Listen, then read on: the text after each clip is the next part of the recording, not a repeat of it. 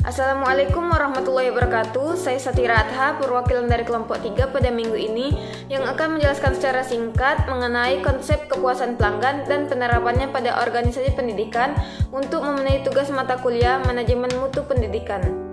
Yang pertama, hakikat pelanggan. Hakikat pelanggan merujuk pada definisi dan kepuasan pelanggan. Gaspar memberikan beberapa definisi tentang pelanggan. Yang pertama, pelanggan adalah orang yang tidak tergantung kepada kita, tetapi kita yang tergantung kepada pelanggan. Yang kedua, pelanggan adalah orang yang membawa kita kepada keinginannya.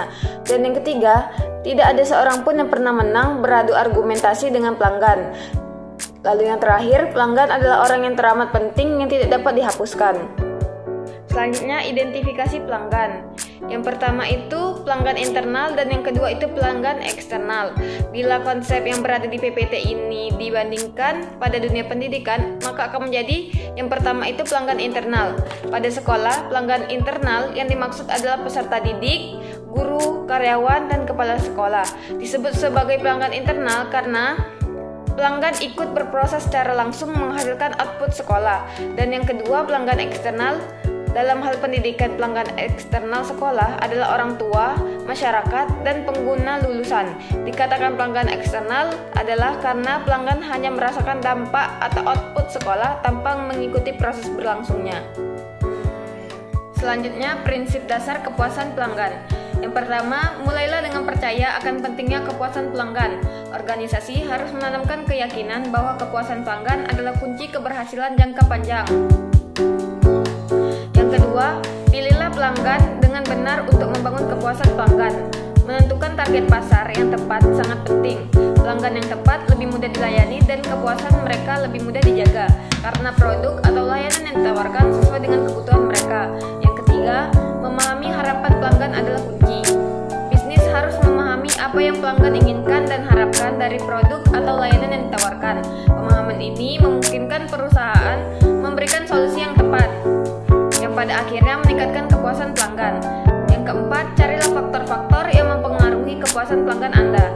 Ada banyak faktor yang mempengaruhi kepuasan pelanggan, seperti kualitas produk, layanan, harga, kemudahan penggunaan, dan responsif dukungan pelanggan. Yang kelima, faktor emosional adalah faktor penting yang mempengaruhi kepuasan pelanggan. Perasaan pelanggan saat berinteraksi dengan bisnis sangat penting.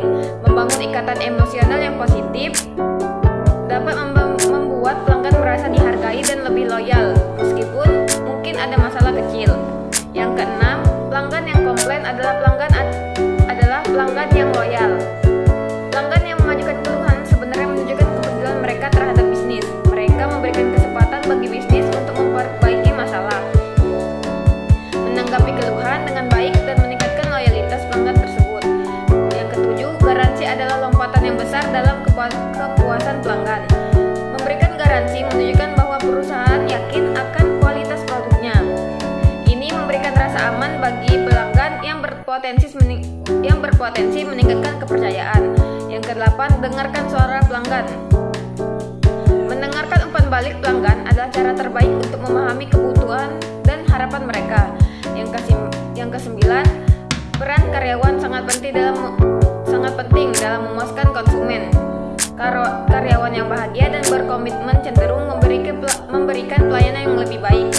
Dan yang terakhir, kepemimpinan adalah teladan kepuasan konsumen. Kepemimpinan yang mengutamakan kepuasan